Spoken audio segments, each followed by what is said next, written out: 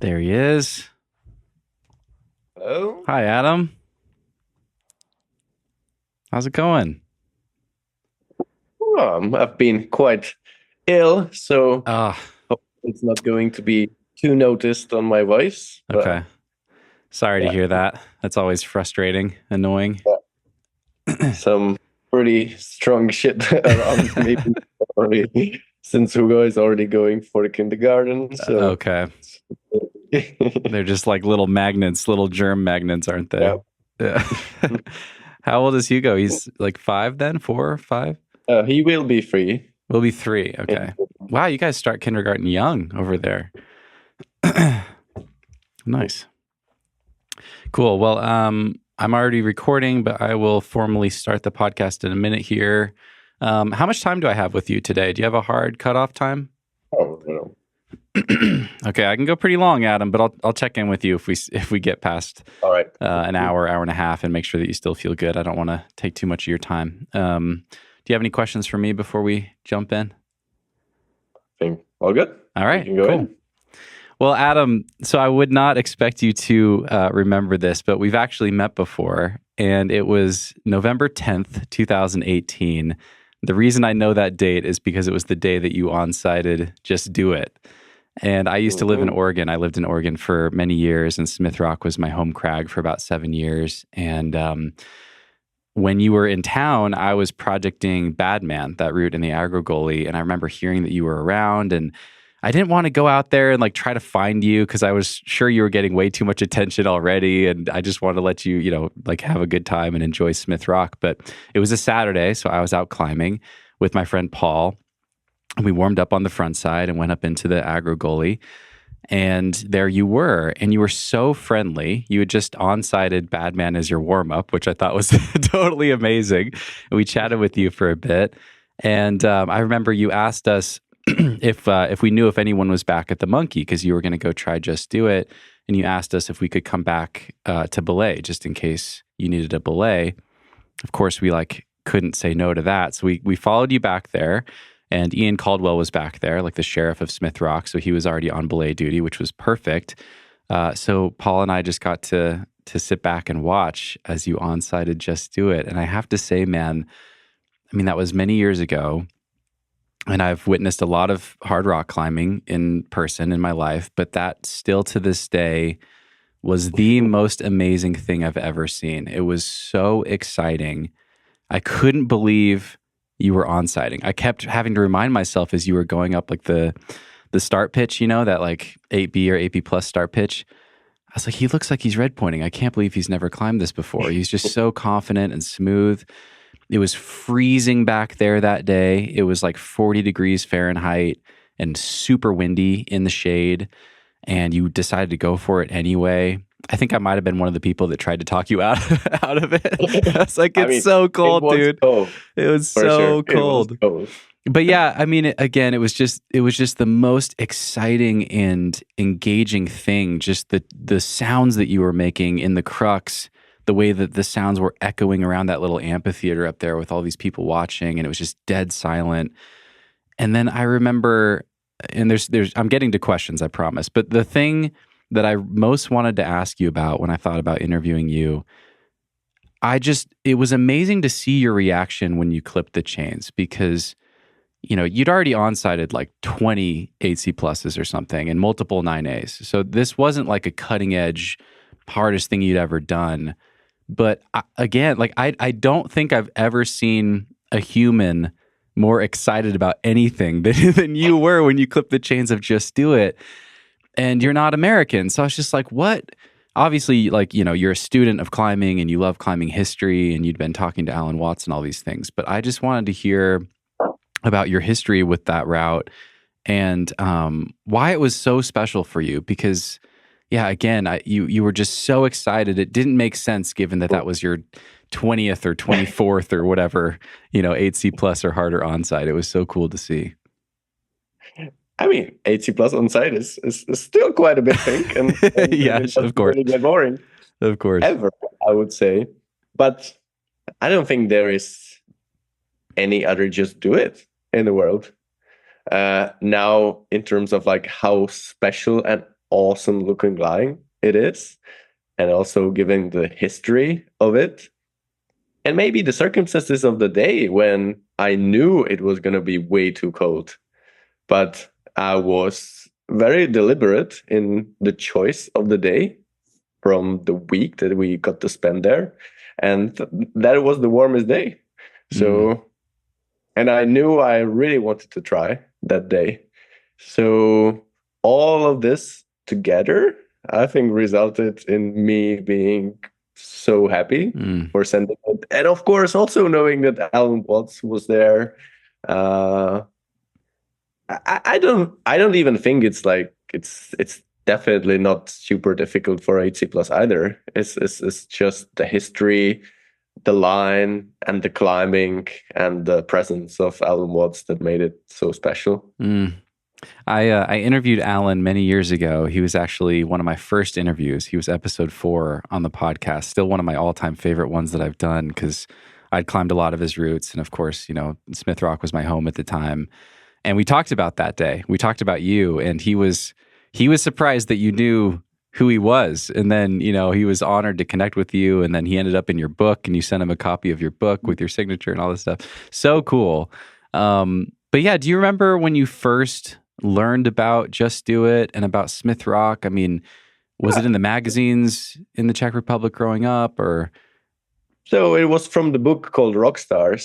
From the Austrian photographer Heinz Zack. Yeah. So the book was released in 1995. And for some reason in our country, in those times, I think it felt like everybody had it. So my parents didn't have it, but my mother's best friend had it. And she lent it to me when I was, I think, 7. Then I had it for quite many years. Wow. From before I got my personal copy, because it's been unavailable for years, and then they made a reprint. Man. So Rockstars, you have articles, not really interviews, but mostly written articles by Heinz about the best climbers in the history, mostly sport climbers, a bit of a boulderers, and Smith Rock was obviously there. So was b.i.g Tribeau in there actually on the lot? Yeah. Okay. Of course. Yeah. Wow, that's amazing. At 7 years old, Just Do It photo is not included there, okay. But I think the b.i.g Tribeau wife is to the Scarface 8B next to it. Is it called Scarface? On Monkey Face, East Face Crack. Yeah, East Face Monkey Face. Yeah, East Face Crack. Yeah, another amazing line. Man, that's so crazy. At 7 years old, I was like collecting Legos, and I don't know what else I was doing, but it definitely, I wasn't like... I think I was still collecting Legos as well. Oh, were you? Okay, so yeah, I was going to ask that. Like, what were your other interests as a kid? Like, were you just... I mean, it seems like climbing consumed you from such an early age, and it's just, I think the thing that really sets you apart is that level of passion that just seems to be undying. It seems like you're never not psyched. It's, you're kind of shaking your head or shrugging. No. I think it's I'm fortunate from that perspective. Yes. I'm not saying that I'm always 100% motivated, but most of the times I'm very motivated. And yeah, sending hard climbs, I think a lot of people might actually be disappointed when they finally send their big project that, okay, maybe the experience and the level of happiness that they are getting out of it wasn't really worth it, maybe. But for me, it's just really great. I don't have to really question myself, was it really worth it or not? Well, I maybe I tend to question myself while I'm working on a project if it's worth it or not, whether I should just, climb something else and maybe enjoy myself more through the process. But when I was a little kid, I think I was always quite focused in one single thing. So earlier, I think So more or less the age of Hugo. When I was 3, I was really into the cars, and I was like trying to learn every single brand that there was, so I would be able to recognize it. And then I was really involved in geography. I really enjoyed like memorizing all the capitals and flags and stuff like this. So actually, when I was 7 years old, it was kind of the time when my geography interest turned into climbing interest. Yeah, there's nice And overlap there, from isn't there? then, it was mostly just climbing. Yeah. And it was just the time that I was able to read, so I could read the magazines and these books, rock stars, all over again. I remember seeing or reading somewhere that when you were a kid, your parents built a little campus wall, and you had like a campus board in your room, and then there was like holds connecting the two campus boards like, across the ceiling and stuff. And you would tell me about that. Is that like how you moved around your house as a kid? Is that the key to becoming Adam Ondra? It's not an exaggeration. I mean, at a certain point, I would start climbing all the time in our apartment on everything that I could see. And the fact that I was climbing on some things, my parents were not really happy. So they set me like a really small section of the wall, just like, let's imagine like big fingerboard around just above the door. And in 1 or 2 years, it grew a little bit bigger. They're just adding more and more holds. I bet I was actually training there. It more meant that I never took rest days. So on rest days, I would be doing something on my wall, mostly just like resetting it. So imagine it was sort of like a spray wall, and it didn't really have that many holes. So I think I would like reset it every week or something like that. Wow. How old were you? 7, 8. 7, 8. Wow, that's an early introduction to spray wall climbing. That's so cool. And no shoes were allowed, right? It was like socks or barefoot only. The rule by my mother was no shoes, because the wall was white, and she really wanted for it to remain nice and white. So I was barefoot, and choking up was only possible in the bathroom. So I was like between bathroom and the wall. But I didn't really mind. I think that climbing barefoot made it even more interesting. Man, I wonder if your mom had any inkling that you would become you. Like did she see the potential, and did she think you'd be? I think maybe when I was 8, I think already maybe yes. I think I was quite unique for my age. So I think I was Onsighting 7B+, which right now is maybe not that special, but back then it was really special. Yeah. I also remember learning that you had stuffed animals, and you like made little harnesses for them, and you would take them climbing, in air quotes. And absolutely. I think just recently I actually found again the guidebook that I made for my animals. It was a little dog and a little pig. So I would like paint like sections of our apartment, and I would just, make the lines and come up with the names and give it a certain grade.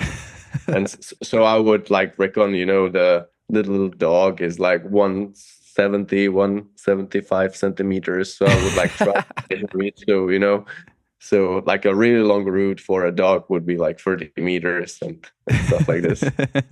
And paradoxically, the ultimate grade that my little dog has ever reached was a 9C.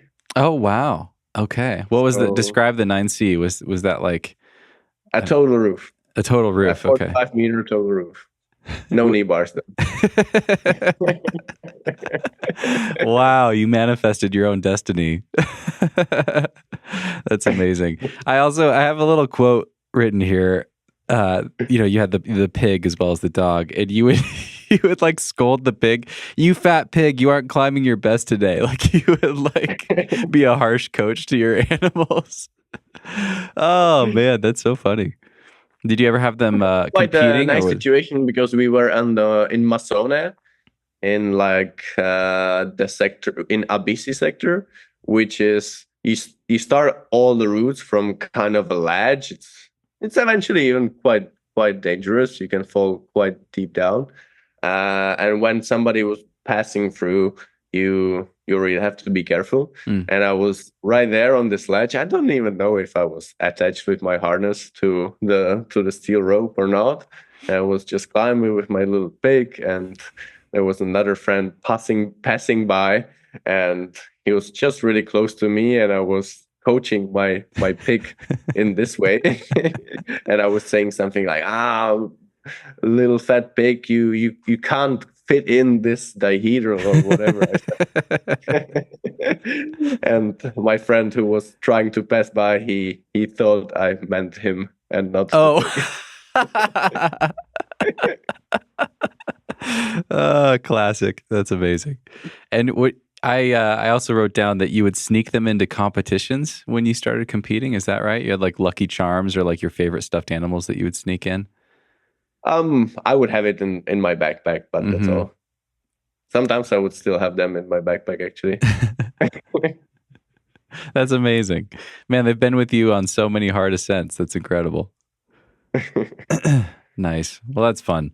Okay, where did I want to go next? I guess going back to Just Do It, I think what I'm more broadly curious about with you is how you choose objectives and how that's changing, because you've been very good at, you're Adam Ondra. You could go do anything, right? You could go anywhere in the world and climb anything, basically. But you seem to be very good at picking specific objectives for specific reasons, and furthermore, kind of creating like games within the game of climbing. Things like trying to flash 15A or do 109As or whatever. There's been many examples of this. Do 9B in a session or whatever. You create these little objectives or go on site this like old famous classic route, like Just Do It. How do you think about choosing objectives, and what is that like for you now? Like, is it getting harder? Are you running out of stuff to do, or is it endless? Is there endless challenge within climbing? I think being a family man, it is maybe more complicated. I wouldn't say I'm running out of challenges, but maybe there are challenges that I would be really, really excited. And now I just know that it's maybe not reasonable to pick it up as a goal because it's just too far away from home, and combining family life is just too complicated. Right. So right now I know I have to be like reasonable in picking up the goals, and the goals that might potentially take me a long time. It has to be in the right destinations. Yeah, you have to be able to make lots of short trips. Especially in the last 2 years, I really feel like, to kind of find the right balance in between my climbing and having the time for my family, and also maybe picking up destination where we can actually go together and where it makes sense to go together is really important. And now I feel like, okay, there are these two objectives that I still feel like I should finish off, which is b.i.g and ENA. These are the two destinations which are not very family friendly. So yeah, it's like both of them have a really, really bad base. And on the top of that, I know that for b.i.g, you really have to do it when it's cold. And and it's not the best place to hang around for a little kid. So okay. So do you think you'll just set those objectives aside until Hugo's a little bit older? No, I think it's time to just finish them off and then be maybe more reasonable. But let's go. Nice. But by more reasonable, I don't mean like just climbing less hard. Yeah. Just more local and just picking up better destinations. Yeah. So, I mean, still it's almost all the hardest routes in the world are like not in maybe friendly crags in terms of like they're mostly from somewhere from a ledge and like mostly North Face and stuff like this. Yeah. But still it makes a big difference if it's like close to home or somewhere in Arco where we all like it and we know we can move there for a couple of months. And in that case, for me, taking a couple of hours to give a few shots in my project and then come back home is no problem. Do you have there's some like 9B pluses and stuff out there that you haven't done yet, maybe. Maybe not very many. Yeah, of course. But are you aware of more like 9C projects or even harder projects out there that you're excited about after b.i.g and DNA? To find a 9C is easy. To find a 9C, which is like really incredible to climb, which is natural and which has a nice line, that's not easy for sure. And right now, I can't really think of anything that really inspires me. There are some projects in Spain that I think I expect them to be around 9C. But to be honest, I don't know. To have a project, for example, in Santa Linya, A, it's usually a lot of Sika, and B, it's just really impossible to find good conditions nowadays with the global warming. So, it might have been possible 10 years ago, but now it's literally like never cold enough. Yeah, that's crazy, right? I climb in I think that to find the days when I did La Duradura in like Oliana in 2013 it's really hard. But I definitely feel like it's really, really important for La Duradura, for example. Yeah. When it's cold. Funnily enough, I think I ended up sending La Duradura with like the coldest day I've ever tried it. Okay. During like 12 weeks or something like that. Yeah, crazy how much change there's been in 10 or 12 years. Like I climb in Waco Tanks quite a bit, and I've been going there the last 5 years. And even in that time frame, I mean, there's still cold days, but they're getting more rare. It's hard to find those days where like you can really crimp to climb in my home Kragg, to have a project all winter long, even for sport climbing, if you're hardcore enough, it's perfect. Yeah. Okay. Great. So do you have anything left at your home, Kragg? Like in some destinations, it's actually way better. Yeah. By which I mean to have a hard project close to at home. Yeah. And I still have some projects around home. So, do you really? I'm amazed by that. It just seems like you would have done everything by now. Not that.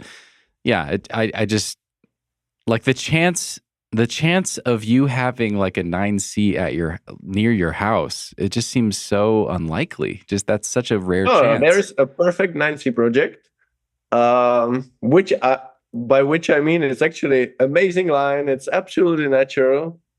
It's just not very fun to climb. Actually. And by that, I don't mean that the routes are ugly or something like that. Yeah. Just intro, which is by no means easy, but of course, once you're like in descending tries, you should never ever fall there.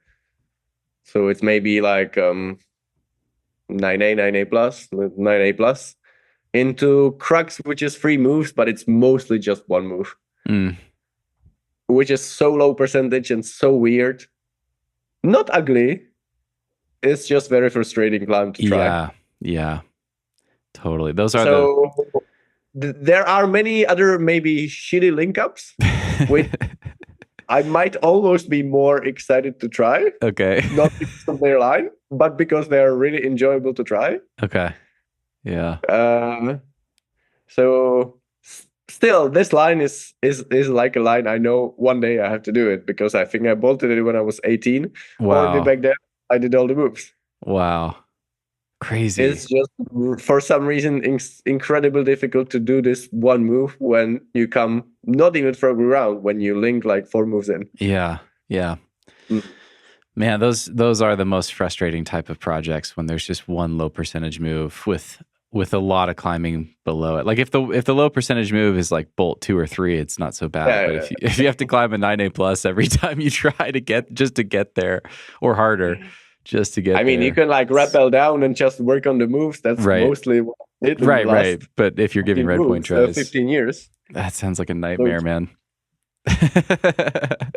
Wow. Well, that's so cool that you have something that hard and like high quality close to your house. Wow. And I think amazing. Yeah, for my future, I definitely try to think of a different project, maybe within like 3 hours driving range from home. So I think I will find something in Slovakia. Okay.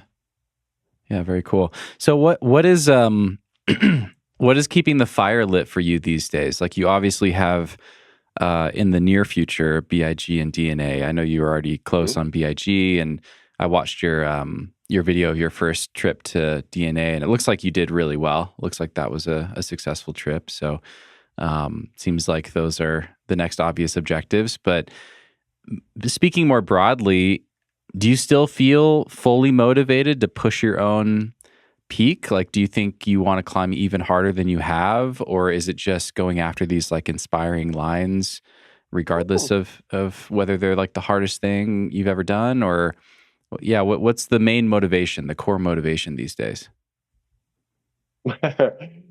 From one perspective, I feel like don't even need to motivate myself. I feel like to kind of be reasonable and to be conscious what kind of like life situation I'm in. It's more like I just really need to like slow down myself and Wow, man! After all these more like years, decide, okay, now I train hard and maybe spend less time with the family because I want to reach this objective. And now I want to just be a bit more mellow and maybe just climb a bit and don't have any long-term project. And now I will focus on the competitions and stuff like this. Uh, this winter, I was really curious about how it feels to boulder hard. And I was really, really happy with feeling like, whew, maybe I'm not that old. And maybe even in terms of like pure power, I feel actually the best I've ever felt. Yeah. That was nice. And I think always touching a bit like the new things is the key for me to keep the motivation.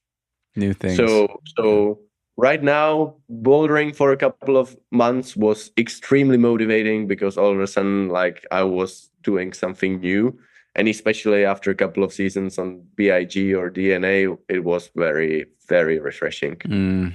Yeah, it's funny. But I still think that in some specific style, I can be better, and I still have some dreams. Yeah. Not only to climb some 9Cs, but I think in certain disciplines I can be better. So of course I know that in the future I would be very excited to maybe push the limits of tread climbing or also to open some hard big walls. But I think I still have some few more years in sport climbing where I can push myself. I'm pretty sure I will never climb a 9C plus. I'm pretty sure I will never ever on-site the 9A plus. But yeah, maybe to push the grade of my flesh, maybe it could be possible. To push the grade of my flesh in bouldering, that may be possible. So I think there is still something to come. And yeah, I think especially last few months, I felt like, there is a potential.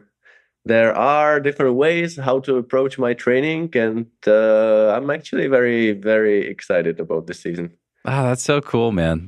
It's funny. I reached out to your team before the Olympics, and of course, you were like heads down focused, and the timing didn't work out. And I reached out a few months later, and same thing. And now the timing's right. But if I had interviewed you either of those times, I would have asked you, is climbing a 9A boulder or a V17 important to you? And then now you just did. You did Soudain Seul pretty quickly in 5 days, and you're like flashing V14s in your underwear in the rain, and I'm like, damn, this guy's like still at the top of the bouldering game. That's so sick. A couple of V14 flashes recently, one in Spain, one in France, which is incredible. Do you see yourself leaning further in? Like, do you feel curious at all about whether you, I don't know, like, do you want to try some of the things that Aiden Roberts has put up, or do you want to go try Burden of Dreams, or is it just like exclude it, but I have like a long-term project for bouldering? It has to be probably somewhere close to home or maybe close to Arco. There is Valdeona, a really cool granite bouldering area, 1 hour 15 minutes from Arco. So where we would probably like to spend the winter next winter. So maybe if I found something cool there, why not? Um, I think Burden of Dreams and other climbs, it pretty much depends. Like if I can get them like relatively quickly, which means I don't know, 10 days, couple of trips. It's like, for example, Burden of Dreams is really easy to get. It's just 2 hours flight and 45-minute drive. Okay. So it's kind of the same like Fontainebleau. Also, if it's definitely a big difference. I don't know, b.i.g. or Fontainebleau. Maybe the distance from home is not actually that big of a difference. But Fontainebleau or even Helsinki, it's really easy to fly. Whereas Trondheim, which is the closest city to Flatanger, is not that easy to fly. So it makes a big difference. Yeah, that makes a lot of sense. Yeah. And for You Burden, can literally go to Font for a day. So oh wow. no matter how busy you are, you always find a day if Nice. you know the conditions align. So nice. How did that feel to do that one, Soudain Seul? It was great because after a long time, it was huge satisfaction, and it was so much fun while trying the boulder brown. Which I think no matter how hard I try for this process of b.i.g, for example, it's not really possible. No, I know I have to finish it off, but it's hard to find. Now having all the experience of the route and what's the struggle with the conditions there, I know that the best conditions, the best conditions are there when it's like freezing, which works, but it's like the opposite of fun, I see. Yeah. Freezing for bouldering. Give tries in sub temperatures. Yeah. You seem to be pretty good at it. But yeah, freezing while bouldering can be really fun and can be perfect. But freezing route climbing, man, that's a different thing. It's just that's frustrating. I mean, honestly, it's really hard to like really freeze while you're bouldering, or it has to be so cold that the conditions are actually not that good. But you need the wind, you need the cold, and maybe even still in those conditions, in that weather, b.i.g is wet. So, so will you try to finish b.i.g and then DNA, or are you kind of like balancing the two? And now after feeling ill, I was kind of actually thinking, okay, let's go for b.i.g, and if that works out and it's still cold enough, let's go for a DNA. With some training at home in between. But I was actually so excited by the bouldering and by the freshness of it. And when I tried moves on Imhotep in Fontainebleau, I was actually so impressed and so blown away by everything about the boulder. And it felt so doable. Remind me which one that is. I should know this, but is this one of Charles Albert's? So Imhotep is a famous project in Fontainebleau, which was tried by quite a few people, but most notably recently Kamil Kuder. Okay. And it's sort of like a open, steep fridge climbing on slopers and tiny crimps. Charles Albert, he tried it a bit, but that boulder is really hard if you don't have any rubber on your feet. Yeah. I'm not saying it's impossible. It's just way harder. Yeah. That makes sense. Just like Soudain Seul. So Charles tried a bit Big Island. He doesn't say it's impossible. It's just way harder, and like the sit start portion of the climb is probably even worse. Yeah. But he has like a variation into it, cool. And it's the same for Imhotep. So he also has a variation which could be insanely hard, and it works for wall climbing barefoot. So Imhotep is like 8 moves on this steep fridge-like feature. And you finish in the Imhotep stand start from the boulder, which is an amazing 8A, and again 8 moves. The variation of Charles is like you do the first 3 moves, and then you exit out right, which involves like one incredibly hard move into like an okay slot, but that's all. So that full And it's line. rumored, Camille thinks that Imhotep could be a 9A plus. Wow. I don't think so, but it's definitely harder than Soudain Seul. Okay. Yeah, it's it seems like, I mean, there's a lot of speculation and conversation about that these days. Like, it seems like it's really hard to know, if the jump from 8C plus to 9A is the same jump as it was from 8C to 8C plus. Like, we don't have like any reference points. It's hard when you're pushing grades to know if you've made the full grade jump or if it's like low end 9A or slash or whatever. So, yeah. And I would love to know more, but I feel like I'm not experienced enough, as I repeated some of the 8Cs, but most of the 8C pluses that I did were first ascents back at my home Kragg. I think it's likely that maybe something happened with the grading scale that 10 years ago 8C plus was almost a kind of grade which everybody was afraid to give because then it would get downgraded. And then at a certain point, okay, 8C plus is like a normal climb, and 9A is the top of the grading scale. Right. Could be that all of a sudden, all the grades kind of went down a bit, but it's really, really hard for me to tell because I don't feel like I have enough experience. Yeah. Yeah, it is interesting. It was Nale, right? I mean, before he did Burden, there was this really strange thing happening where there were kind of some 8C pluses, but they were all like, there was always speculation and some of them got downgraded and everyone was afraid to put that grade. I think people didn't really believe Nala that it could be a 9A. Yeah. And now it seems like it's a benchmark and by no means soft now. One. Yeah. Yeah, it's incredible. Yeah, I mean, it makes sense. He's like, well, I've done all the other hardest ones, and they took me a handful of days, and this one took me like 80 days or something like that. So kind of in a league of its own at the time. Yeah, man. Okay, so maybe some more trips to try that thing in Fontainebleau in the near future. That's what I was really hoping before I got ill. Got sick, yeah. And this flu has been quite strong, and the season is kind of getting to an end, and maybe like late March or April is way too warm for Imhotep. But let's see. Let's see when I feel healthy again, and if I feel strong. Okay. It's a bit frustrating because I've been feeling really, really good. And we will be right back.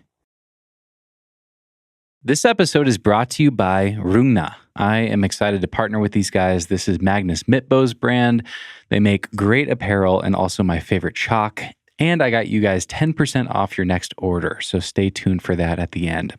But first, let me ask you, have you ever wanted to be a sponsored climber? It sounds kind of fun, right? To be kitted out in branded clothes, give your sponsors a shout out after your hard sends, maybe share your own discount code with friends and followers. Well, Rúngne wants to help make your dream a reality. Join Rungne's growing community and start earning rewards with Club. That sounds salesy, right? But it's legit and it's super simple. Here's how it works. Just download the Club app, join Rungne's community, and you can start doing these little missions to earn cash or store credit that you can use to stock up on more Rúngne gear. For example, you can earn $25 if you get Rúngne stocked in your climbing gym, or $100 by becoming a Rúngne ambassador. You can also make some money by posting Instagram stories, and you can create your own discount code so your friends and followers can get a discount on your favorite products, and you make a commission on every sale. It's simple, it's fun, and there's no downside. So what are you waiting for? Download the Club app and join Rungne's community and start earning today. I put a link for Club in the episode description. And if you just want to save some money on great climbing chalk and apparel, head to rungne.com. That's RUNGNE.com and use code NUGGET to get 10% off store-wide. This episode is brought to you by Mad Rock. I've been climbing in the Drone 2.1 lately. That's their latest shoe. And they are badass climbing shoes. And I got you guys 10% off. So keep listening if you want a discount. The Drone 2.1 is the most versatile performance model of the Drone family. And it's basically a hybrid of the Drone 2 and the Drone CS. If you've never tried Madrox shoes before, not to worry. Here is what you need to know. The Drone 2.1 is amazing for board climbing and for steep outdoor bouldering. They're a bit softer and more flexible than the Drone 2.0, which means they're super comfortable and fit a wider variety of foot shapes, but they're also super high performance. I've had some of my best board sessions ever since switching to those shoes, and they're awesome outside as well. Like the other drones in the lineup, they're amazing for toe hooking, and they feature the Edge heel, which is clutch for heel hooking on small crimps and edges. I size them a bit differently than the Drone CS and the Drone 2.0. My street shoe size is US men's 8.5. I wear a US men's size 8 in the Drone 2 and the Drone CS. And in the Drone 2.1, I wear size 7.5. So I size down half a size versus the other drones. Head over to madrock.com and enter code NUGGET10 for 10% off the Drone 2.1. That's madrock.com and code NUGGET10 for 10% off your first order of shoes, crash pads, and more. And now back to the show. Yeah. That's always really annoying when you're on top form and get knocked down by a sickness. Yeah. Did you train for Soudain Seul or did you just go try it? I would say yes. I trained for Soudain Seul. It's a power endurance bowl pro, and the crux move is number 14 after 45 seconds. So I would say yes. I trained not by climbing any sort of replica or stuff like this, but I was definitely trying to make similar moves with similar intensity. And I did a lot of training, like doing 2 or 3 bull proms in a row. Mm-hmm. But a lot with taking actually a longer break in between. And that felt like was an incredible training for this. I was also partly inspired by Jakob while we were together in La Ramerol. And he kept saying that people think of max power in climbing as something which is just a few moves. According to Jakob, max power is still like 15 move bowl prom. Whoa. Okay. Which I think you can't really compare it to, I don't know, lifting weights in the gym because it's never really as intense for like entirety of the time. So like, just 5 max repetition lifting weights could be like the equivalent of 1 minute of really hard bowl prom doing maybe 15 moves. I was actually inspired to like maybe take this and maybe I'm not saying I did it a lot in the past, but I took a really long break in between, which really results you do 15 moves or 3 bowl proms in a row like this without even choking up, just 4 seconds in between. You can do it on kilter board or stuff like this. And really long break in between each set. And so that basically means you end up sending like 5 80 bowl proms in a session. And it works quite well. Okay. That's cool. Yeah. Or like this really specific power endurance. I mean, it's logical, but yeah. I like stuff like this because the novelty that I changed was like I did it on purpose in more training sessions with long rest in between. Okay. So more focusing on the quality than quantity. Yeah. Yeah, I like this sort of stuff because this is that's a protocol that anybody listening can scale to their own ability level, right? Like, I might do, I don't know, like a V6 3 times in a row and then take a long rest or something on the tension board. Yeah. So you're picking like 3 5-move boulders to add up to the 15 total moves. Is that right? More often 7, 8. Okay. And you either do doubles or triples. Do you think that's better than just making up like a 15-move circuit? Almost yes, because if it's 15 move circuit, you really need to end up traversing or down climbing a lot. Gotcha. So this way you're up climbing all those moves. Yeah. Okay. That's cool. And once it's with down climbing or traversing a lot, then I don't think it really translates so well for the number of the moves, because usually down climbing is doesn't take you as tired, doesn't make you as tired. Okay. Yeah. You've done a similar workout to this for a long time, right? Like pick a number of boulders, do them 3 times each, but then you usually time the rest and keep the rest shorter. Is that right? And now you're pivoting towards I think that's rest. really, really good for sport climbing, but that's usually more a higher number of boulders, and ultimately the intensity goes down. So what I did many years ago would be like 4x4x4 in like 1 hour. So the micro rest is 1 minute, the macro rest is 5 minutes. Okay. I think it's amazing for sport climbing. It gives you like such an incredible volume.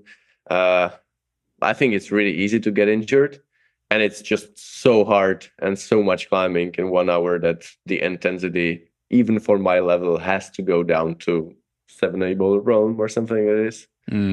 I see. Okay. Gotcha. Yeah. So this newer protocol is way more like bouldering, high intensity focused.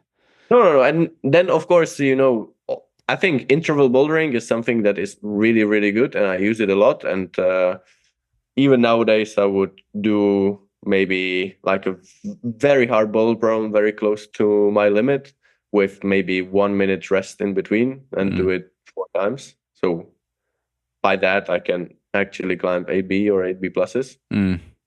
And I would use this protocol a lot, even for my home Kragg, for example. Okay. I've seen you do that. I think like 8B or even 8B pluses, and try to do them 4 times with 1 minute in between each try. Didn't you and Magnus film a video about that? Yeah, probably. Probably. Yeah, you film so much stuff. It's probably hard to keep track. What are some of your other... You can also cut the resting time to 30 seconds or 20 seconds. You can play quite a lot, also based on what you want to train for. So you can also... I think this is great training for most of the sport climbs. It's very rare to find more like a comp style sport climb where you really have to climb for 50 moves without any sort of rest. A lot of the sport climbs are like boulder, knee bar, and based on how good of a knee bar it is, you can play with the resting time. Yeah, totally. That makes sense. How often have you had to... How often have you come across either a boulder that you want to do or a route that you want to do where you just felt like you had to get stronger to do the crux? Like, does that ever happen to you? Do you ever have to do you ever feel like you have to bring up your top? I'm not using Jakob Schubert's max power 15 moves. I'm saying like there's 1 move or a 3 move section or something that you can't do. Does that ever happen to you? And what do you do in your training? When I was young, that happened a lot to me, because I was really, really weak for my level. And even today, it is really hard to believe what I was capable of climbing. Knowing how little I could do on my campus board, for example, it's really, really incredible. That's cool. Yeah. That's cool feeling. You're impressed with the younger version of yourself. Just try hard and technique and flexibility and of course I wasn't able. I don't know. It's not. So for example, I wasn't able to do one-arm pull-up when I was like 17, 18, but that's a very specific thing. But back then I was already doing some campus board, and I wasn't able to do 147 on my campus board, which is it's kind of special campus board. So I would say it's harder to do 147 on my campus board than on a regular campus board, but it still should be really, really easy. And I wasn't able to do it, and I was still able to climb, I don't know, Golpe de Estado, which is actually quite powerful route. I was talking to Chris about that and the fact that no one else has repeated that. And he's like, I think it might be 9B plus. Who knows? But I think it's really morpho. It's really morpho. And that's the reason why all the people that tried were discouraged, because they were a bit shorter than me, and it gets really complicated. There is probably a way how to do it when you're short, but it's just really different route. I see. That makes sense. Okay. I wanted to ask you, so you've had all these different chapters in your training, and kind of famously when you were in school, you were working with Patxi b.i.g for a while and doing the Patxi training, which just looked insane, like 2 a days, 6 days a week, or I don't know what you were doing, but it just seemed like an insane amount of training. What did you get out of that? And is there anything that you've kept or that has stayed with you from that chapter working with Patxi? It's been great, and it worked, I think, especially for that stage and what I wanted to do really well. I really wanted to win the world championships and lead, and it happened. I think it really gave me this really big volume of training, which I think, especially for comp routes back in the day, was absolutely essential. And I think all the volume that I did with all these years of Patxi training with Patxi, it's still the base that is really useful for me right now. I think right now it's just, also with my age, it's just way more reasonable to try to train in a slightly different way. But I think for me back then, it was really, really useful. Yeah. And I think mentally, just having the goal and having the training plan that really destroys you in a way is pretty easy. So I just had the training plan from Patxi, which basically meant like train from morning till the evening.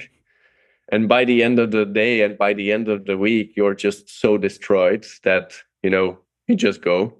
And in a way, I really, really enjoyed it. And there was not really the time nor the energy to question, like, am I in a good shape or not? I see. You just want to survive. And then when the goal of competition were coming, you just decrease the volume. All of a sudden, you started feeling really fresh and really good. Yeah, he had that down to a science, huh? Or has that down to a science? Yes. Yeah.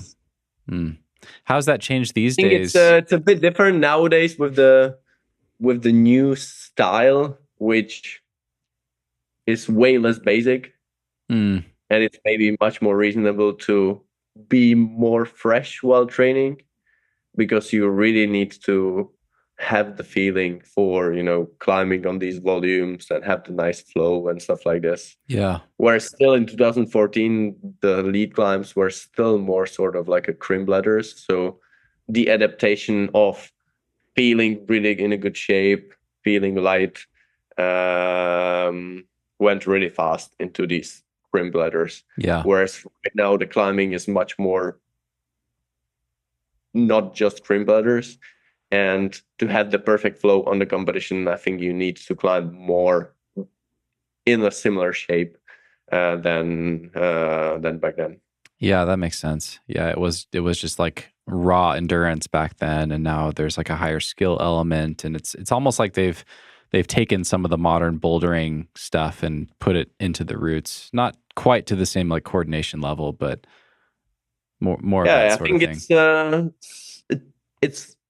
It's hard in terms of picking your own perfect flow for you. It also means that if you really want to, for example, if you're more my style of a climber and you want to go really fast, it's very risky. Because there are much more sketchy heel hooks, toe hooks. Maybe also in terms of reading the sequence, it's difficult. And if you don't want to make a mistake, having the style of climbing that I have, you really need to be a master of a on-site climber, because the risk of route reading, the risk of slipping because I don't know, that hillock is too sketchy, is really, really high. So for me, the key is to really do a lot of training sessions on a proper routes, which are very similar to the comp style, with the same kind of feelings that I have for the comp. And that in that way, I'm just training this ability to read these routes and find my flow. Yeah. Because if I climb the very same routes feeling really tired, it's not the same thing, because I will be too tired to be able to climb fast. I will just climb slow and maybe, fall halfway up. This. Gotcha. Where do you go to train on comp style routes these days? Because I mean, you do so much. I live training in Brno, so in my hometown, we have a really, really good lead wall. Oh, you do? Like, okay. Really good. With really wide choice of hard routes. Mostly they just set specifically for me, just before a comp. Yeah. And Innsbruck is 6 hours away. Okay. I don't really go anywhere else. Okay. Yeah. How are you feeling about competitions these days? I'm pretty disappointed about lead climbing anywhere else. Okay. Gotcha. How are you feeling about competition climbing these days? Right now, I'm very happy I'm not doing them. Okay. Training for the Olympics just took a lot out of me. Yeah. But still, this season, I'm definitely excited to do like a 2-month training stint and go for the World Championships, which is late September in Korea. And I'm waiting that in a couple of months there will be a decision whether what will happen in Los Angeles. Yeah, the 2028 2 or 3 sets of medals, and basically if they say it's 2 sets of medals and lead boulder combined, then it means that my Olympic career has finished. Okay. If there is a different scenario, then I might still give it a shot. Okay, that makes sense. Yeah. So right now it feels really good that, I have all the spring to climb on the rock. I don't really have to change my outdoor plans based on competitions, and that feels really good. Yeah, that makes sense. Yeah, keeping up with the kids, man, keeping up with the 18-year-olds on the modern boulder style just seems, it's just crazy what those kids can do. It's just incredible, and seems so hard on the body too, that style. Yeah, I think there was one bouldering World Cup in Prague that I did after the Olympics in September late September. And it was actually quite nice to see that my shape was actually quite good, even though I wasn't really training specifically for it. But at the same time, I could really strongly see that this is not for me anymore. If I just keep doing it, I will just get injured inevitably. There was this boulder problem in the finals, boulder problem number 1, which was definitely the easiest boulder of the whole round, and I knew it. But there was this one move where similar move I got injured back in May on the Olympic qualifier. So it's like a jump into right hand shoulder and left hand press. So it was the left hand press that was the move that I was worried about, because it was like a smaller box for me than I wished. And so I was there in the finals, not being in the front of my home crowd. So kind of knowing that it's really stupid just to like walk away and say like, okay, I will not climb this boulder. I just like tried it 4 or 5 times, every time just jumping with a little more confidence. Yeah. But always like just letting go the last moment that I could. Yeah, just kind of getting the feel of it. Yeah. So basically I just tried that move 4 or 5 times. So only on the last try was like almost trying hard, but immediately feeling, okay, this is not for my shoulder, and I left. So in the end, it worked out for the crown. I didn't get injured. It didn't look like I gave up. So even though the reality was like I kind of gave up, you know. I mean, that's so mature. That must be so hard, especially in front of the hometown crowd. Like yeah, you it's want to. like you don't want to be there, you know. Yeah, yeah. In these circumstances. So it's like everything is pushing you to give your best, but you know you just can't or you must not. Yeah. Well, good job. Way to stay uninjured and not let your ego get the best of you. That's cool. So when you're setting aside a couple months of training for the World Championships, like does that training does it apply to the rock? Like, is it basically the same way you would train if you were just trying to like up your level for for a trip to go try DNA or something? Or So the good thing is like training for lead World Cups is quite good for sport climbs outdoors. Yeah. It's usually sport climbs outdoors are more bouldery and are more focused on the capacity of resting in the knee bars or in a really good jacks. Whereas the comp style power endurance really comes down to being really good in this very specific style, which is 45 to 50, 55 moves, sometimes 60 moves without any rest. And for me, it really connects to being super light. And that's also why it's really reasonable for me to only compete very limited time frame. That makes sense. Because to be so low with the weight, I feel it's unhealthy for me. Yeah, not sustainable. Yeah. That makes sense. And it's also it might sound like a very tiny detail, but the difference between 45 and 55 moves is everything. So if it's 45 moves, it's not really depending so much on the weight. If it's 55 moves or 60, it's everything. Wow. Crazy. I know I can compete. I can compete really well with the best in the world if it's 45 move or 40 moves.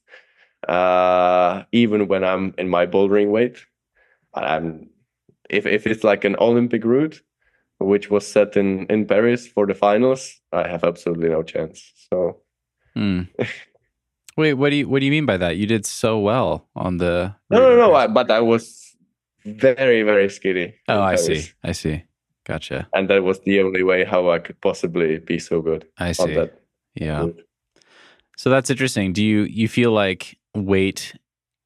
It sounds like you're saying that weight is not as important with outdoor routes because there's more rests and things like that. Is that the case? Do you still kind of cycle your weight for trying to send a hard project? Or I mean, you're always lean. You know, if it's a bouldery route or it's really there are really good knee bars, and it's definitely it's. I feel for bouldering I can perform at my best even with my lead weight, but also being 4 kilos more. And for the sport climbing, for sure, I want to be a bit lighter, but I think actually being as light as for the Olympics is not the best for b.i.g, for example. You lose some power. And also you lose the ability to climb in the cold. Oh, yeah. Right. That is absolutely game-changing for me. Yeah. Wow, that makes sense. Yeah. So do you work with you must have like a nutritionist on your team, and are you like, you have a whole plan leading up to the competitions and stuff? Yeah. Yes. Okay. Yeah. Don't try this at home, folks. Work with a professional. Well, I mean, the whole weight discussion nowadays in sport climbing it's really complicated. Yeah. You just can't really take it away that for certain styles of climbing, weight is that important. On the other hand, I don't know, IFSC is being criticized for not really doing anything with that, but I'm not sure if there is really something that IFSC can do about it other than just change the route setting style. On the other hand, I'm not sure if I would be completely in agreement with that. If all the lead routes are just bouldery, right? It's still, then it would really define like the winners to be of a certain genetic and a certain, just like the pure endurance kind of body types would not really stand a chance. Yeah, it's not easy. Yeah, it is tricky, right? The federation are kind of okay. They are encouraged to behave like, okay, if you're too skinny, you're not allowed to compete. But it's very difficult to define. Yeah, and even for me, I know a certain weight is really not healthy for me. Yeah. At the same time, in terms of BMI, I would be completely fine by like huge margin. Right. Yeah. So totally. I think the healthy or unhealthy, for example, BMI, if we are just talking about the BMI, it's just so individual. And for somebody, it's 17, and for somebody, it's 23. Yeah. Totally. Yeah. Yeah. I've actually, I don't need to get into all this now, but I've talked quite a bit on the show about having an eating disorder years ago when I lived at Smith Rock. And I was one of those people where like, I was probably 23. Like my BMI was never that low, but I'm a muscular guy. And for me, I was starving myself to get down to that level, and I talk about it because I think the average climber doesn't need to be focused too much on trying to get light all the time to try to climb their hardest. I think the average climber out there should just, focus on getting stronger and climbing more technically and climbing better and doing what's healthy for them. But like you're saying, I mean, elite sports is just a different thing, and it's kind of inevitably going to be complex. Like think of cycling, right? Like these cyclists that are doing the Tour de France and stuff. I mean, their upper body's like emaciated. They're so skinny in their upper body, and that's part of the sport is just crafting, like having the nutritionist and having the entire plan, and everything is like trying to make a human body that's like purpose built for this one task. And not to get into like fighting sports where there's weigh-ins and stuff. And the fortunate thing about climbing is that actually in most of the climbing disciplines you can really get away with just being stronger and not lighter. Yeah, that's a good, but then yes, message. There is a certain climbing style which is like what the current lead climbing on the competition is about. And there, I think there it's a bit more tricky. Yeah. So you're expecting a decision about LA in the next couple months? They're going to announce what they're planning to do? Yes. That's good. Yeah, I'll give you guys plenty of time to prepare. So how would your life, have you thought about this? Like how would your life change? Like that's a major fork in the road, either like spending several years training for LA versus being done with the Olympics if they decide to keep it combined. Like, so my plan is it's even if it gets announced that the lead is as a single discipline in LA, it's not that I'm training for the next 3 years specifically for the Olympics. It's not worth it. Okay.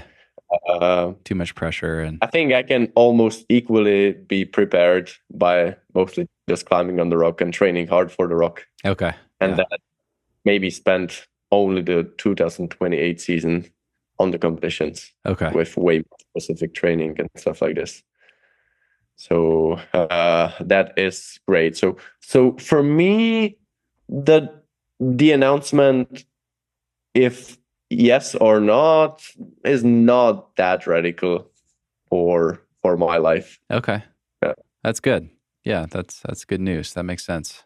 I feel like the last 5 years were just way too much influenced by the Olympics.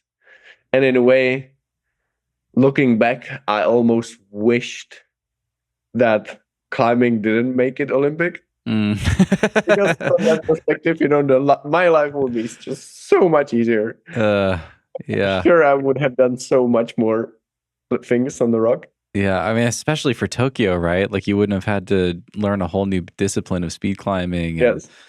Yeah. And it I don't know, like I definitely can't say about training for speed that it was nice to learn a new thing. I was enjoying the process. Hell no.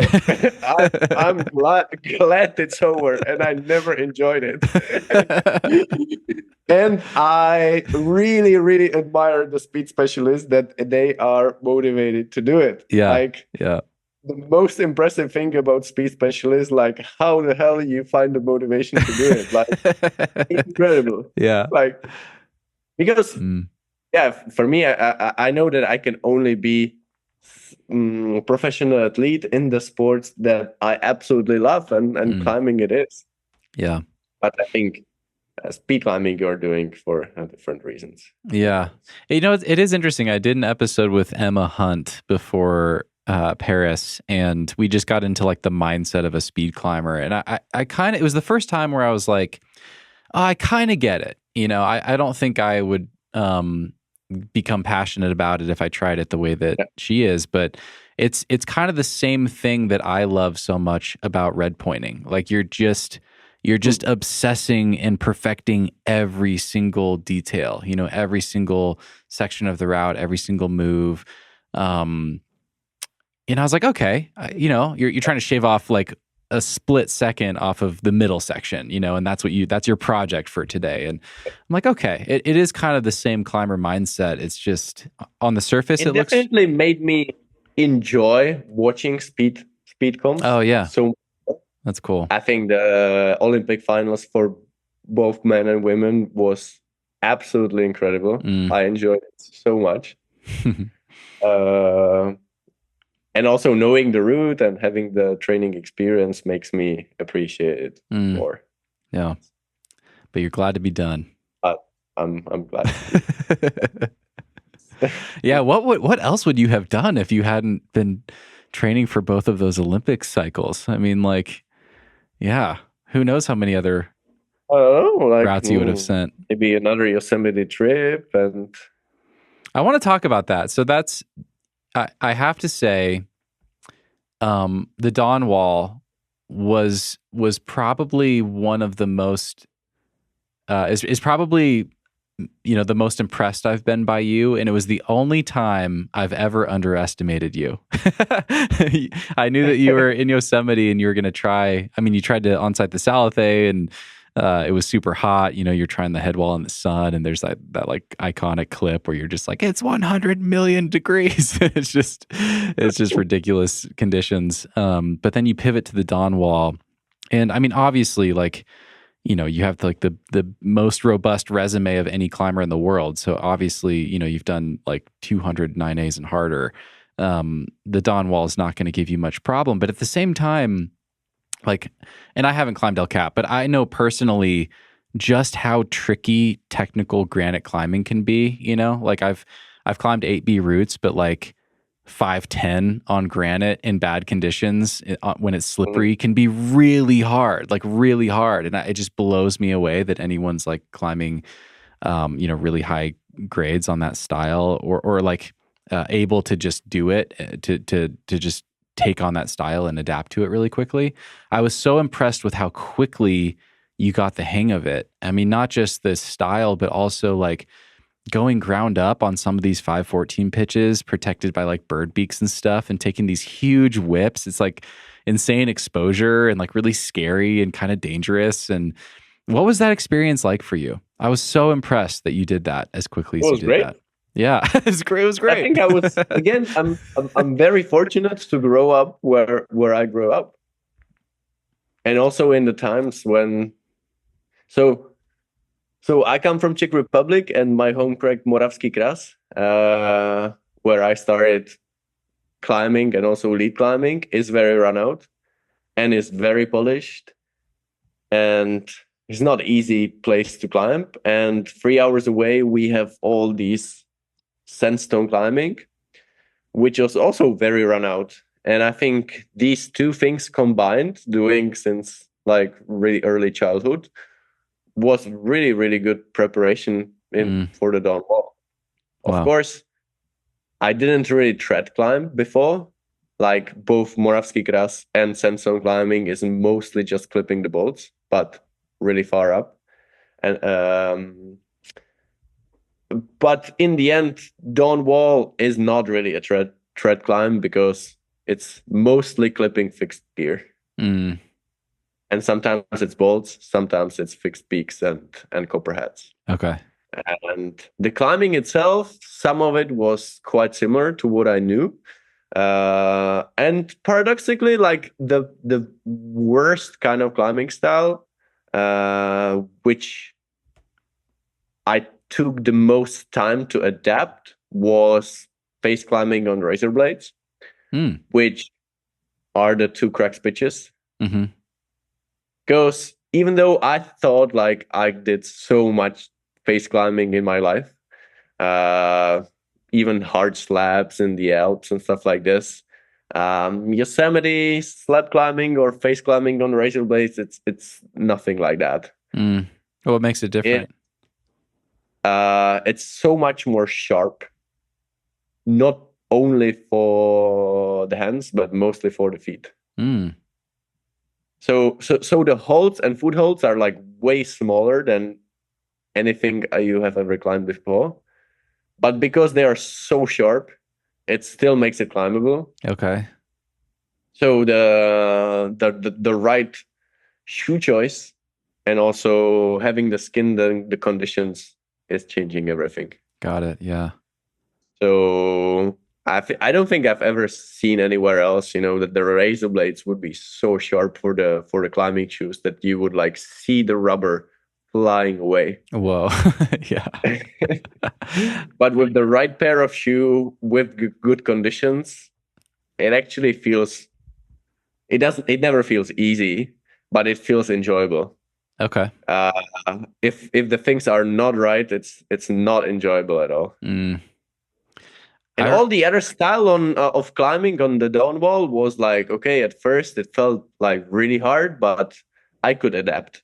Okay. And some of those pitches are absolutely amazing. Like the stemming and the laybacking is just really, really incredible. That's cool.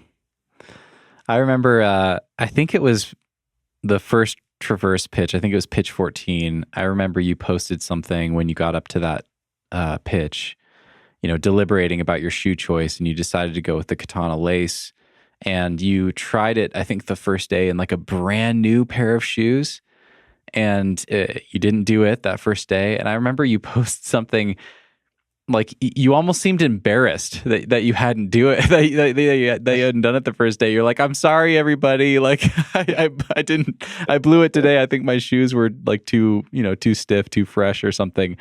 And I was like, man, it's the crux of the Dawn Wall. Like, say it again. Sorry. Oh, but I was also like definitely worried if I was able to do it or not. Because, I knew like that day conditions were really good and I was well rested after a rest day. And I thought like, okay, if maybe I don't do it the next day, then okay, maybe I just make a split on my tip and game over.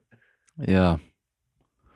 I was sending then the second Kragg pitch was really liberating because yes, I split a tip, but I knew that for the next pitches it's not a problem. How was the loop pitch? What was that like? I really loved loop pitch. You did? But it's not very intense for the skin. So you can do it with all your fingers taped. That's got to be one of the most unique big wall pitches ever. Honestly, it's so funny. For me, there was no doubt whether I would do the dyno pitch or the loop pitch. That makes sense, yeah. The loop pitch is way better climbing. The dyno pitch is really disgusting. Yeah. Because the you jumped in a slab into pretty sharp hold. Yeah. You have to dyno in a way that you don't just smash your body against the sidewall of the corner. Yep. And the hold's facing the wrong way that you're going to. It's really, really tricky to belay. Okay. So we don't cheat. So you don't cheat. Yeah. Because it's not easy to make a move, to do the move with a little bit of a help of a rope, but it helps a lot. if you really want to do it properly, then you also risk a really sketchy fall, and it also happened to Kevin. Yeah. Yeah, that makes And sense. there is no way how to change the bolt in a way that it's like easier to belay. Belayer really has to give you a lot of slack to make it legit. If not, then it's not legit. Yeah.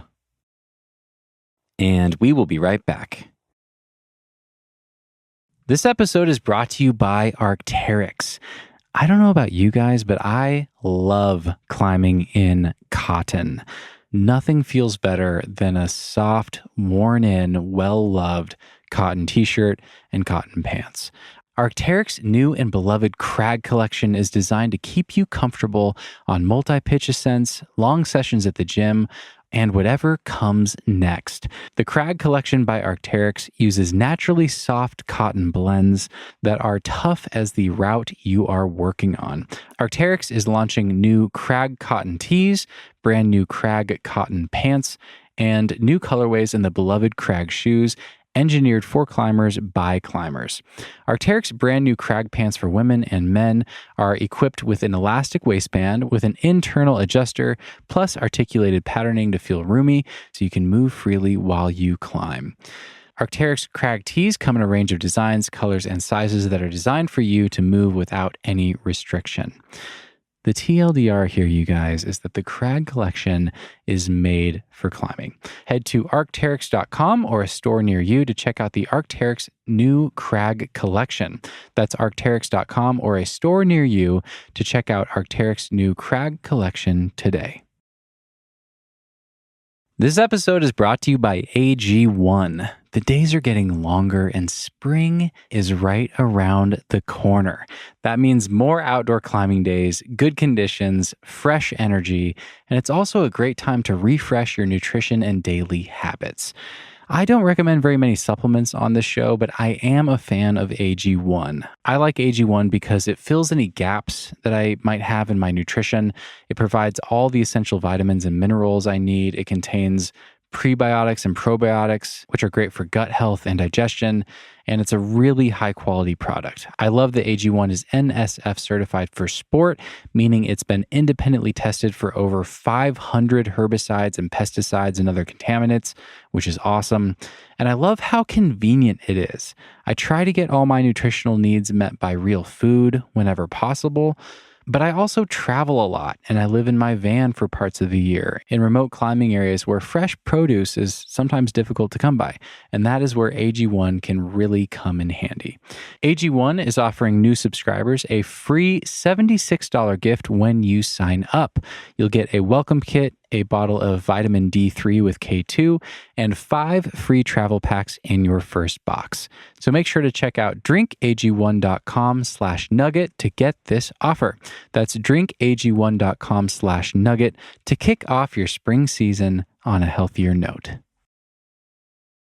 And now back to the show. I appreciate that about you. You've always had like a very high level, like the highest level of integrity when it comes to, doing things legit, fair, say, like just on Soudain Seul in your Instagram caption, or in your article on your website, you talked about, like using the fan pointed at the crux hold and stuff. And like, no, just because you felt like you needed to let people know that this is how you did it. And, and I think that's so cool, but like, you didn't have to do that. I mean, like pointing fans at holds is kind of becoming common these days, but I like that you, but I think just in font, it is really as game changing. I really don't think like on granite it can be as game changing as on that sloper. Okay. Yeah, it's brilliant. Yeah, that's cool. But yeah, I appreciate your level of transparency, I guess. I think that's really cool. Yeah, you're a perfect, like, I don't know, role model or in climbing. I think it's more in sport climbing. I think it's in bouldering, it's more crystal clear whether you dab or not. But in sport climbing, there are more maybe gray areas where, I think for example, when we are talking about the dyno pitch, and with the rope, helping you with cutting the swing or something like that. That is really actually very, very frequent in climbing. Yeah. There are many situations for which you would not be called any competition. But for me, it's not a legit ascent. Yeah. I mean, so if you like make a big swing and your foot gets tangled into the rope, it's like you go down. Yeah. There's no question about it. It's like your mistake. But if that happens on a competition, nothing happens. Yeah. And you don't, of course, and this doesn't have to happen on purpose. Right. Can happen by an accident. But when it comes to sport climbing on the rock,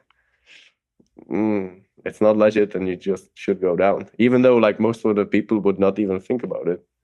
I think that's interesting. I don't remember what route it was, but I remember doing some sport climb where you kind of get back into this overhang and have to like dyno out to the lip of a roof or something, and your waist swings way out. Yeah. And I remember doing it and just thinking like, my belayer's giving me slack, but just the friction of the rope through the quick draws is definitely helping me not swing off the wall. Like, so the only way to really do it and to know that you're not getting aid on that one move would be to free solo it. But I would never do that because I remember I tried Orujo. Say it again. Many years ago, I tried Orujo, which is a very controversial route in Andalusia from Bernabe, like his previous big project before Chilam Balam. And there is this like last hard move in the end of the like a really hard 12-meter section, and it's like I think the rope drag is big. I think you have just done 45 meters of climbing, and there is a mono on the lip of the cave, and you jump into a massive jug like just above, but you really have to jump. It's like you can't really do it static, and it's actually quite easy move. But of course, with all this rope drag, you just always do the move with the rope drag just completely killing the swing. And I was thinking, I'm not even motivated to try this route because I can't really find any way how to climb the legend. Wow. Yeah, wow. Such high integrity. That's so interesting. I mean, with something like that, like okay, you would have to like in a previous move, just grab a lot of rope, put it into your mouth, and do the last two moves with the rope like spitting out of your mouth or something. You could short fix it. You could do a clove hitch on the last quick draw and then just leave yourself a bunch of slack and like solo to the top of the wall and risk like a factor 2 fall. That would be kind of fucked up. But I think with something like that, it just is what it is. That's just, it's fair because everyone else is going to have to do the same thing. So that's how I think about it. But yeah, that's really interesting. So Yosemite, if you had the chance to go back and spend more time there, what's left to do? I mean, there's obviously a lot more like 14As and there's like the dihedral wall and some other amazing famous routes, magic mushroom and things. But would you be interested in repeating stuff, or would you be trying to put up like a new, harder, I mean, it would be interesting to find a new hard free route on El Cap. Yeah. But I knew that would take a really, really long time. And with my current family situation, it's not something I want to do. Okay. So, but still, I'm still definitely interested in try to on-site El Cap via a different route. Awesome. And there's still the Leaning Tower, which I'm quite interested in trying. Nice. Which should have like a something like that. Can you say that? Can you say that again? You cut out for a second there. So like the lower pitches of the Leaning Tower, which are now climbed via bolt ladder. Oh yeah. It could have like a 90+ pitch or something. Nice. 9A+ in Yosemite. That would be legendary. That'd be amazing. It's like an old Dean Potter's project. Yeah. I don't know who actually tried it. Nice. On that note, Do you think you'll ever go back to Smith Rock for any of those undone projects? Smith Rock needs a 515, man. That is quite a baby friendly spot, so I'm quite interested. Yeah. That'd be awesome. Yeah, Drew Ruana was trying a couple, but he kind of moved on. You know, he's like in bouldering mode. Like there are two. The one that I think Drew was really close is actually not that cool. The cool is like the one. Uh-huh. The other one is like uber cool. But I have yeah. Nice.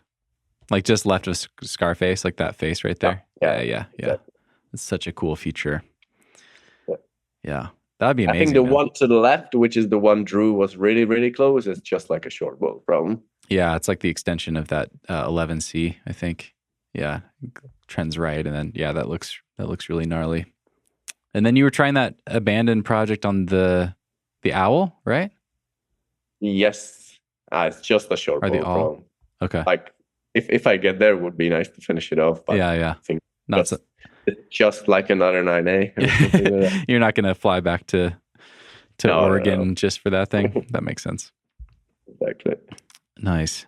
All right, man. Well, I've got a handful of questions to wrap up with here. I've really appreciated your time today. This has been super fun, man. Okay, let's see. Do you think you will ever feel 100% satisfied with your climbing career? Like, how do you feel about your climbing career so far? And do you feel content? Do you feel satisfied? Or is the fire ever burning, like never ending? I mean, right now it's always like, it would be nice to have this Olympic medal, but maybe in the next month I'll be it will be announced that there is the lead and bouldering combined, and the Olympic Games are over for me, and maybe it will be a huge relief. Yeah, I mean that would be cool, but like, just coming from me and like probably most of the people listening to this or everyone listening to this, man, you're the greatest of all time. Doesn't matter if you get an Olympic medal or not. Like, you've just done so much in climbing. It's just been so amazing to follow your career and see all these accomplishments. Obviously, it would be like icing on the cake, but you definitely don't, like, no one thinks you need that. You know what I mean? Like, you're already Adam Ondra. You've done everything. You're the best. I mean, that's the thing. Is like, for me to honestly reflect on my motivation for the Olympics, it's not really possible. What do you mean? Like, if the motivation to get the Olympic medal really comes from me, or more like the expectation of the others that I'm just projecting in myself, I don't really know. That makes sense. I don't really know. Yeah. Obviously, if we are talking about the love for the process, I just love rock climbing so much more. And if like the first Olympics were the one in Paris and it wouldn't be for the speed climbing, I think like the process of training would be so much more enjoyable. And actually, yes, the training for Paris was enjoyable. And like the outcome, like the shape that I was feeling in Paris was really good, and it was overall a very overwhelming experience. Yeah, not the fact of climbing there, but I think more of like the really very special training path to get so well prepared for that day. And like everybody who I worked with, including Patxi actually, who helped me in the last month.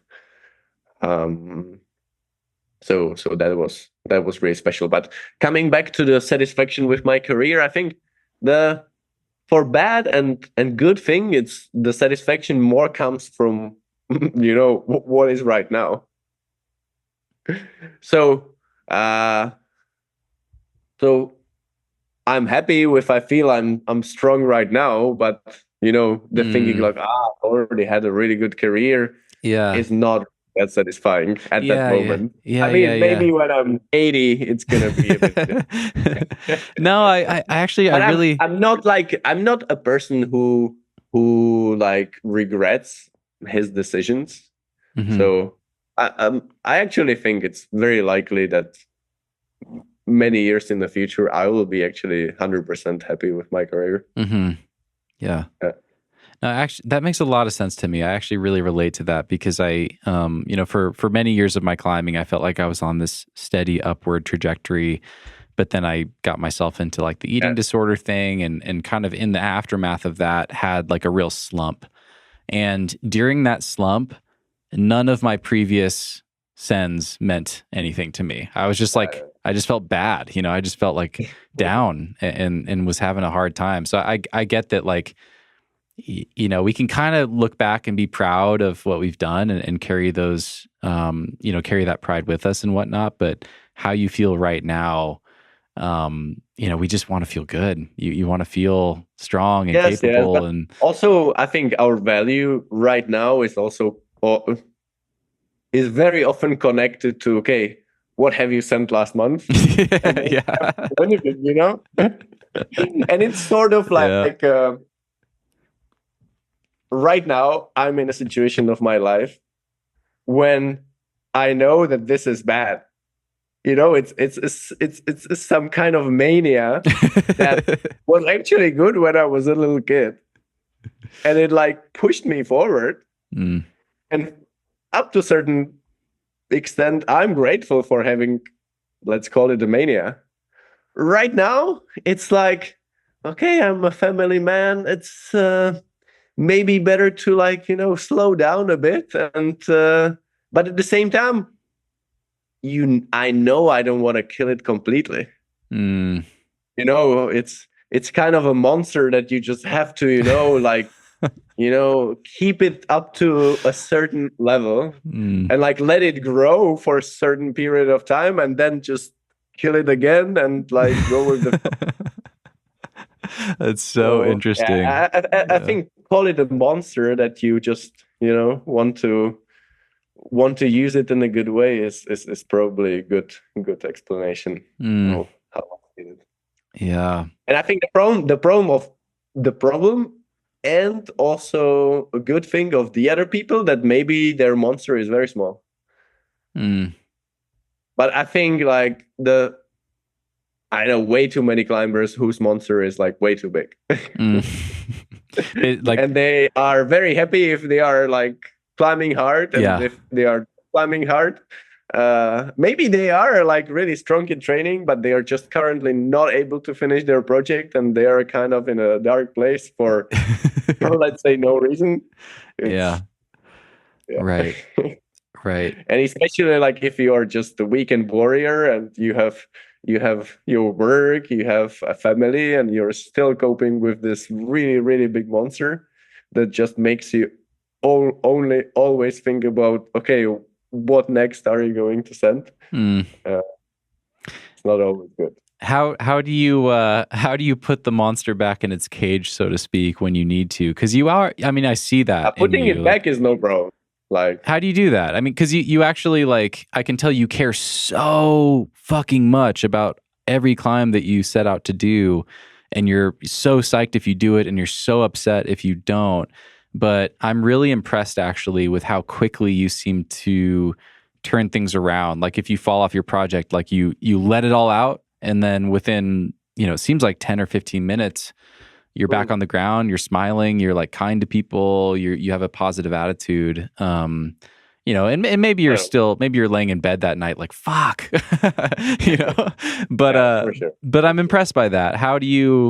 What do you do? Like, how do you turn things around? I think for me, actually trying to, the fact that for short moment, I am actually violent and I'm screaming after I fall off, helps me a lot to be completely fine in 2 minutes. Yeah.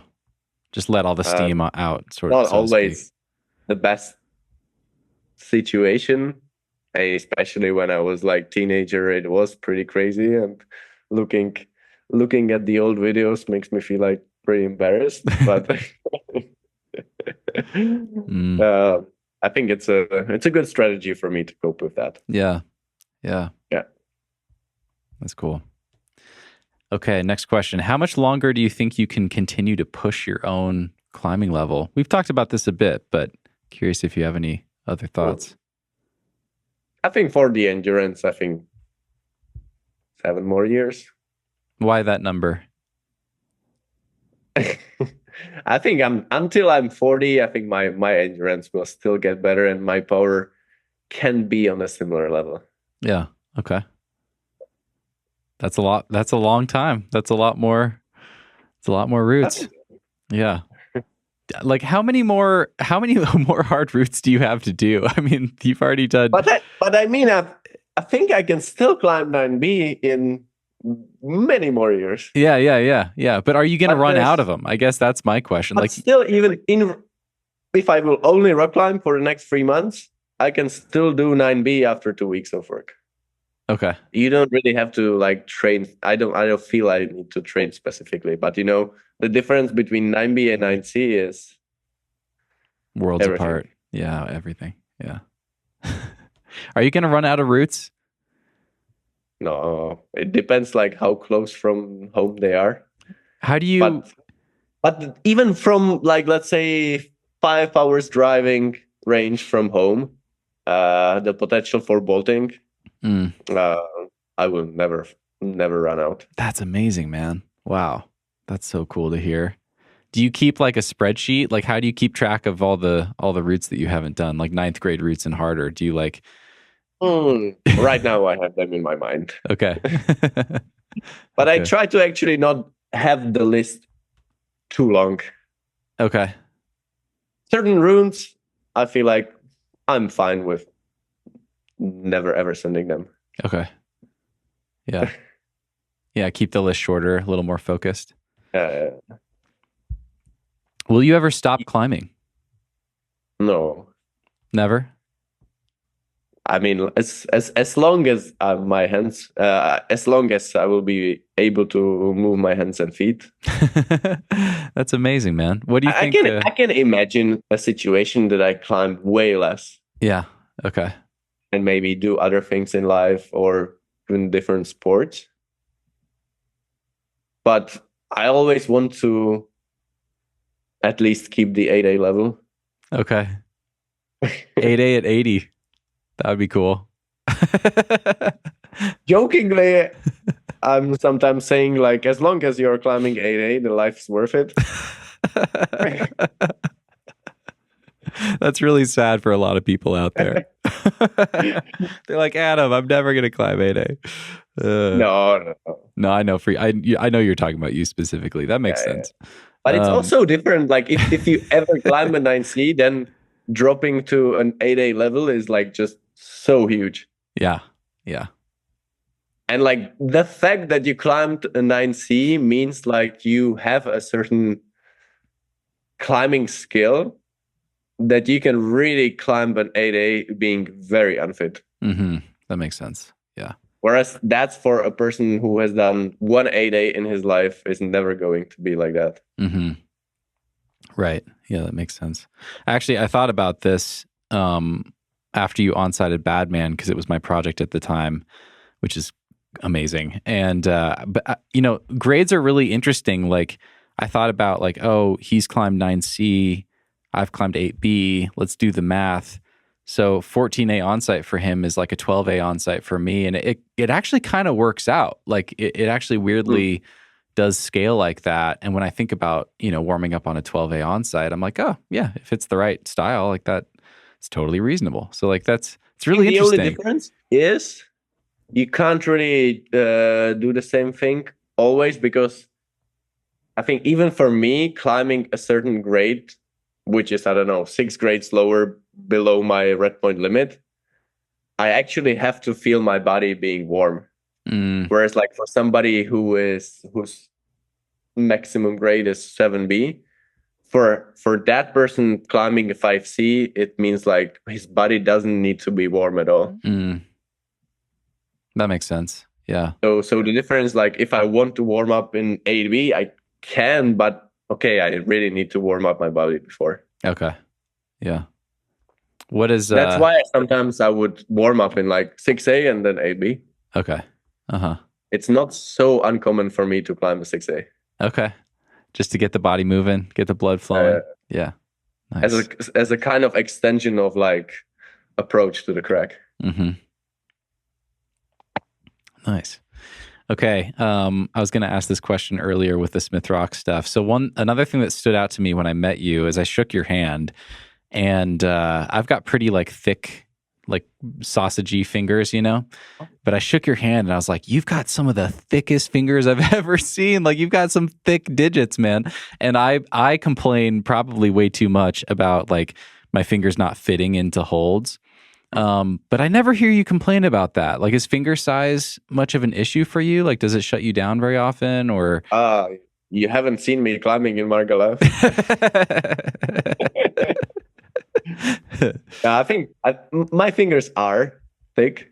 Yeah. But definitely, I know some friends who have even thicker fingers. Yeah. For some reason, I think the newer generation of climbers who train maybe a bit less volume, or at least bit less volume of very fingery training, or maybe bit less volume of this very old school crimpy routes, I think their fingers are smaller. Mm-hmm. Like Pietro Alpra, for example, who did so much in his life, like all this kind of volume on like really crimpy.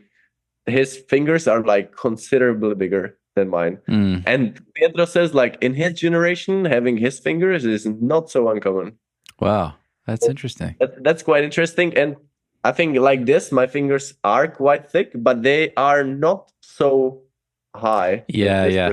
They've got that tapered tip. You got that. So they are kind of like flat, especially on like the very tip. They're quite flat. Mm-hmm. So I would say like the crimpy slots are not so bad for me. Okay. It's more like just the regular pockets, which are more of a problem for me. What I was very shocked to learn was the size of Alex Megos fingers. So his fingers, in terms of like regular pockets, they're like more narrow, but they are very high. So for him, the tight narrow slots are very difficult. Okay. And for example, the pocket in Excalibur is really small in both directions. Both ways. Okay. Yeah. It's probably even worse for the direction that he is really, really bad at. I see. Yeah. Man, yeah, finger size. It's a factor. Mine are like perfectly round. They're just like the same both ways. They're just like little sausages. Not so good for climbing. I know. Luckily they're good for like slopers and pinches and stuff. And like steep climbing in Waco, they can be pretty good if I'm not doing those like little hooded crimps and stuff. Okay, what else do we have here? How hard do you think Hugo will climb someday? Has he shown any interest in climbing yet? Yes, we have a wall at home, so he likes to play there a lot, and he already has some lines of jugs there that he's able to climb. But obviously, he's too young. We'll be very happy to see him climbing and support him in climbing. And I think we will be also disappointed if he doesn't climb in the future, but that will be life. And I think if he really climbs and if he is really interested in like getting better and training, I'm definitely very aware that it will be a very difficult situation to be in for me as a father, to not push him. But if he's like, for example, I was a kid that doesn't really need to be pushed at all. But still take the right stance as a parent in terms of being the emotional support, but also like reminding life is not only about the climbing, and it's gonna be interesting. Yeah, it seems like your being parents. Being a parent of a climber, especially if you're a climber, I think is very tricky. Yeah, it would be really, really nice if you were psyched on climbing. Also, for example, the thing that I'm very grateful for my parents was that they let me do risky things. Mm. And That's cool. I think it helped me so much to become a better climber. Mm. So when I was like 9, 10 years old, I would be leading, I think, pretty, I would say, even dangerous routes, like at the sandstone. And I think that, for example, on the downwall helped me so much. Yeah. But being myself now a father and asking myself if I let Hugo in that situation to lead it, I don't know. Yeah, that is really interesting to think about. Yeah, society and culture have changed so much. Yeah. But at the same time, like I think we need to teach kids about risk. You know, life's hard. Yeah. Life can be hard.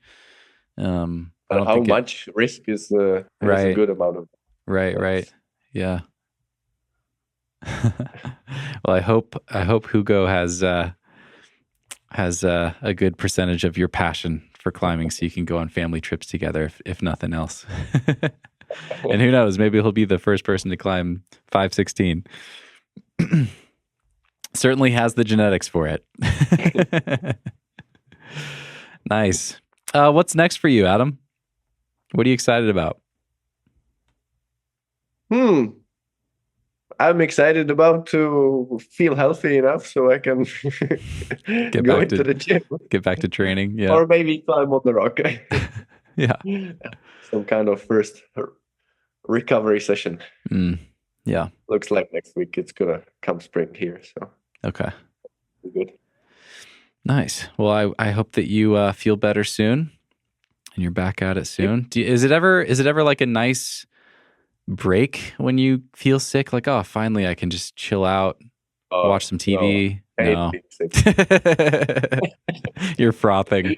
There is never a really good moment to be sick, you know. That's true. Yeah, being sick is not fun. Yeah. No, but I definitely take some breaks from climbing. When I was 18, it was absolutely horrible and brutal, and I was like depressed. But now I feel like it's okay. I can deal with that. That's amazing, man. Just depressed because you have to take a couple weeks off of climbing when you're 18. Yeah. The passion, the undying passion of Adam Ondra. It's amazing to see. Well, man, you're my favorite climber. It's been a real honor to get to talk to you. I've really enjoyed this. And I guess I just want to say, I hope you keep going. We'll be rooting for you. We're all rooting for you, regardless of what happens with LA or b.i.g. or DNA, whatever you decide to do next. I'm really grateful that you put so much time and energy into your YouTube channel. If anyone out there listening hasn't checked it out, definitely check out Adam Ondra's YouTube channel. It's really high quality and really, really special and fun to be able to follow along with everything that you're up to and see your progress on some of these hard routes. And some of my favorite episodes are just, a day at the Kragg with Adam. You're trying to onsite something or you're doing a boulder problem, and it's just always interesting, to see what it's like behind the scenes with the best climber in the world. So anyway, keep it up, man. I will link to your YouTube channel and your Instagram. And is there anything else, your website, anything else you want to promote or tell people about before I let you go? No, thank you. It was really fun. I enjoyed it. And now being in a bed for a couple of days, it felt actually nice to get some more motivation to get better and start climbing. Nice. I'm glad to hear it. What better way of doing it than talking about climbing? That's awesome. That's awesome. Well, thanks for listening, everybody. I hope you enjoyed that as much as I did. Thanks for sticking with us to the end, and we'll see you next time. Bye. Thanks, Adam.